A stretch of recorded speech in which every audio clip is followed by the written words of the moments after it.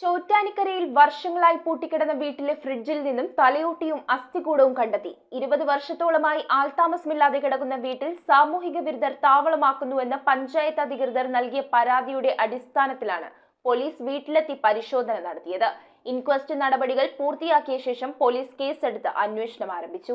Chottanikkara Eruveli palace റോഡിൽ വർഷങ്ങളായി പൂട്ടിക്കിടക്കുന്ന വീട്ടിലെ ഫ്രിഡ്ജിൽ നിന്നുമാണ് തലയോട്ടിയും അസ്ഥികൂടവും കണ്ടെത്തിയത്. 14 ഏക്കറോളം വരുന്ന പറമ്പിലാണ് എറണാകുളം സ്വദേശിയുടെ ഉടമസ്ഥതയിലുള്ള വീട്. ഇവിടെ 20 വർഷത്തോളമായി ആൾതാമസമില്ല. സാമൂഹിക വിരുദ്ധർ താവളമാക്കുന്നുവെന്ന് അടുത്തിടെ പഞ്ചായത്ത് അധികൃതർ നൽകിയ പരാതിയെ തുടർന്നാണ് പോലീസ് വീട്ടിലെത്തി പരിശോധന നടത്തിയത്. ആൾതാമസമുണ്ടായിരുന്ന കാലത്ത് ഉപയോഗിച്ചിരുന്നതെന്ന് കരുതുന്ന ഫ്രിഡ്ജ് തുറന്ന് പരിശോധിച്ചപ്പോൾ ബാഗിനുള്ളിൽ തലയോട്ടിയും അസ്ഥികൂടവും കണ്ടെത്തുകയായിരുന്നു.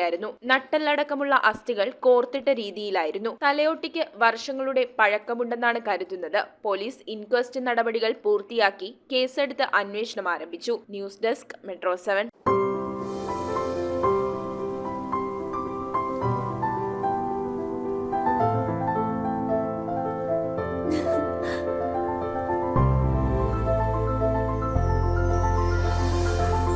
കളങ്കമില്ലാത്ത സൗഹൃദം പോലെ കലർപ്പില്ലാത്ത വിശ്വാസം.